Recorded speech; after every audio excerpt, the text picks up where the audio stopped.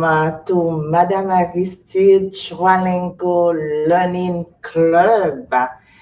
Today I'm going to teach about adjective agreements. C'est parti, let's go. Okay. In this lesson today in French and in Creole with the explanation in English, you will learn about forms, agreement, and position of adjectives, some descriptive adjectives, and nationality.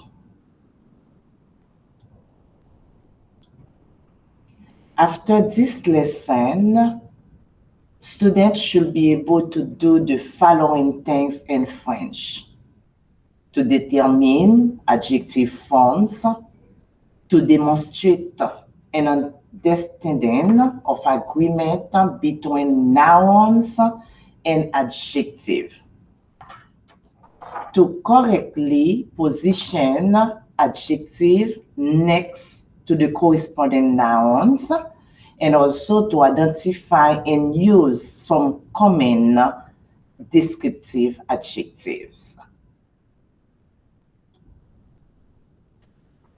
Some critical information about this lesson, which is adjective agreement.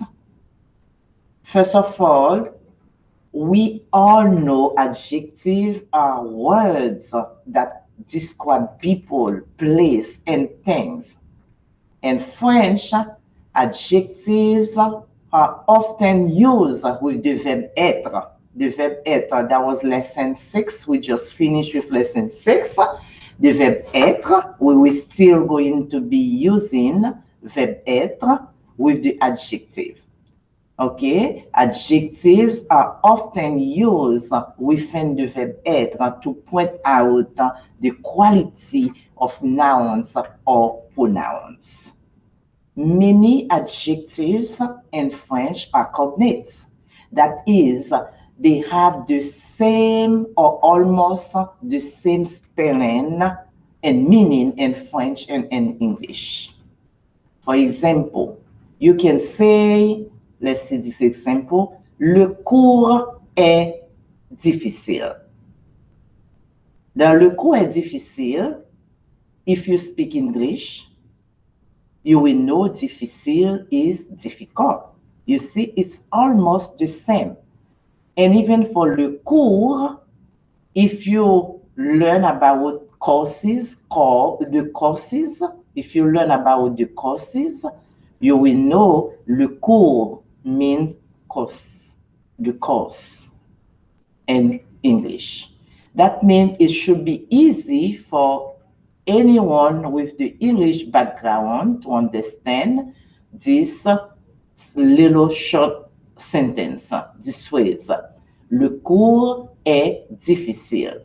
You should be able to translate it in English. The course is difficult. And this is the verb être ici, the verb to be, être, which is in third person. Le cours, c'est troisième personne du singulier, third person singular. That means être becoming est. Okay, in English it's going to be is. Le cours est difficile. Let's see the other example. The other example is je suis optimiste. Everybody knows that optimist in English is optimist. That's the way they're going to say optimist in English is the same as in French. Je suis optimiste. If you learn already your verb être, you know, you say je suis, that means I am. Let me give you the real definition of cognates, and that's from Wikipedia. Cognates in linguistics are words that have a common etymological origin. Cognates are often inherited from a shared parent language, but they may also involve borrowing from some other languages. They are about 20,000 words that are cognates between French and English. Here are some cognates descriptive adjectives. As you know, adjectives agree in gender with the noun that they describe. And for example, agréable, if it's describing a noun that is feminine, is going to stay like that because the E is already there. And for amusant, masculin, and amusante, you have to say amusante, add the E for a feminine. Agréable, amusant, amusante. Brillant, brillante. Charmant, charmante. Désagréable, différent, différente. Difficile, égoïste, élégant, élégante. Impatient, impatiente. Important, importante. Indépendant, indépendante.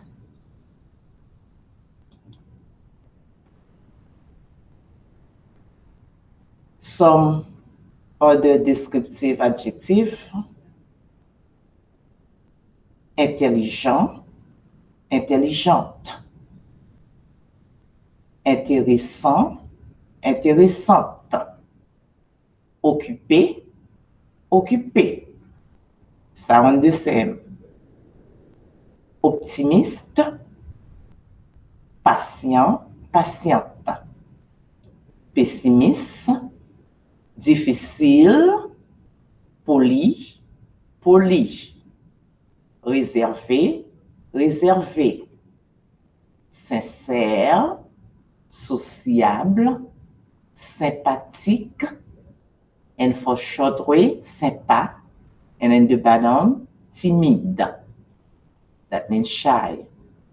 It's the explanation in English is on the side. I don't even go over the English part. Adjectives agree in gender and number. We know that already. In French, most adjectives agree in number and gender with the nouns they describe. Most adjectives form the feminine by adding a silent E, no accent, to the end of the masculine form, unless one is already there. Adding a silent S to the end of the masculine and feminine forms give you the plural form of both. Let's look at some examples.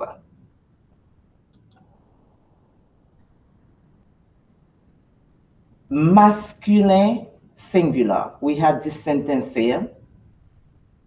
Hugo est patient. Hugo is a masculine noun and is a third person singular. Is that you had il here.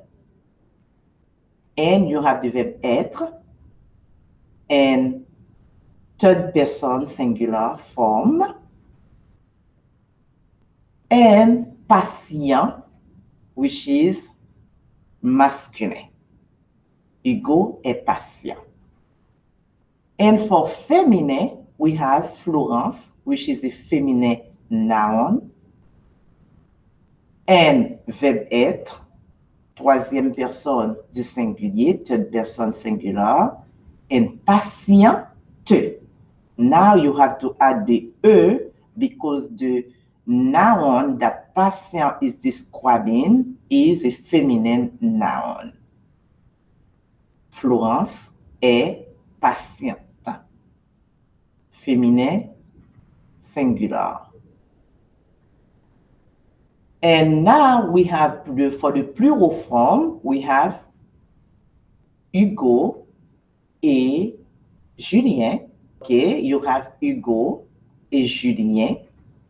It's like you have troisième personne du pluriel. It's like you have il. If you want to replace it by subject pronouns, and you have the verb être on the troisième personne du pluriel form, which is son. Être becoming son. And now patient, you add s to make it plural, because patient describing two people, oui, third person plural, Hugo et Julien sont patients. And now you have Florence et Marie, two females, represent feminine plural, and you have to add es. Florence et Marie sont patients. I hope these examples help you understand the concept of masculine, feminine, and adjective. Now we'll be talking about position of adjectives.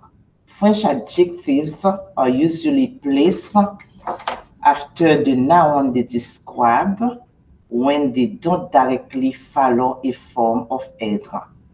For example, ce sont des élèves brillants. Sébastien est un homme poli. Now, adjective of nationality. Adjective of nationality.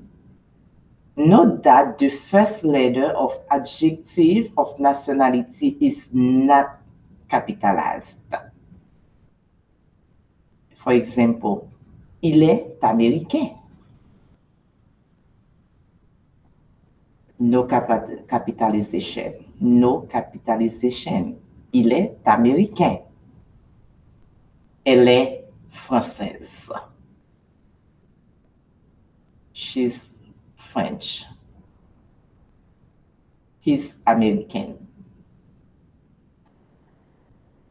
An adjective whose masculine singular form already ends in s keep the identical form in the masculine plural. Pierre est un ami sénégalais. That's masculin singular. And now, Marc et Yves sont des amis sénégalais. The S is already there. The S is already there. You don't need to add another S for plural. And let me go over the nationalities with you. Algérien, Algérienne. Allemand, Allemande. Canadien, Canadienne. Espagnol, Espagnole. Français, Française. Haïtien, Haïtienne. Indien, Indienne. Italien, Italienne. Japonais, Japonaise. Martiniquais, Martiniquaise. Mexicain, Mexicaine. Québécois, Québécoise. Sénégalais, Sénégalaise. Suisse, there is no feminine, Swiss. Vietnamien, Vietnamienne. Note that the end of adjective that end in en doubles before the final e, before the final e of the feminine form. For example, Algérien. And now, Algérienne, you see you add another N before you put the E. Canadien, Canadienne. Now, I'm going to go over adjective in Haitian Creole. In Haitian Creole, unlike French, the verb être is not used with adjective. From the French example with the verb être, you will say in Haitian Creole, quoi difficile, moins optimiste. You see, there is no verb être. And here are some of the descriptive adjectives in Haitian Creole. You can say agréable,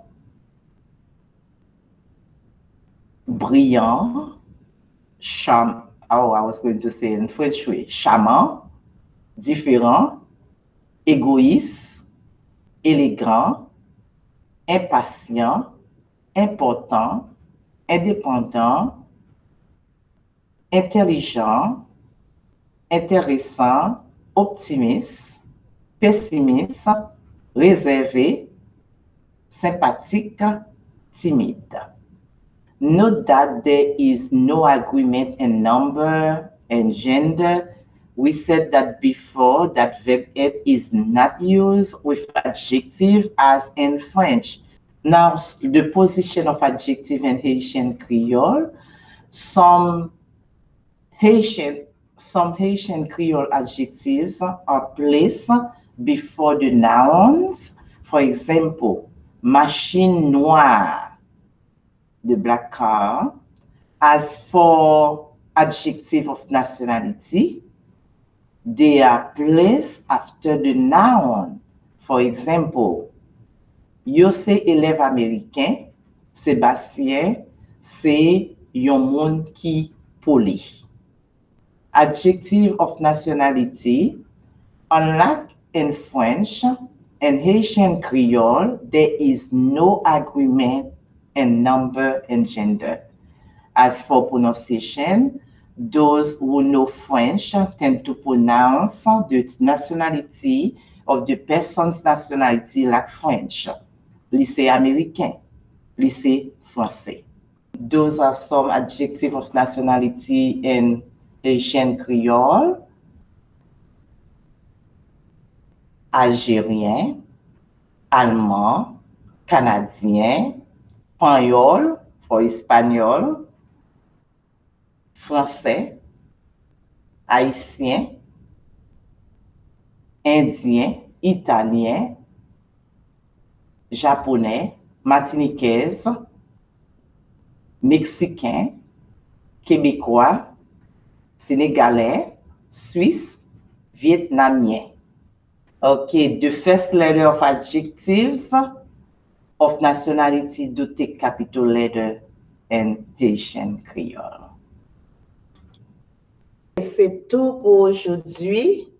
This is the end of the 7 lessons to learn about form, agreement, and position of adjectives. Au revoir. À la prochaine.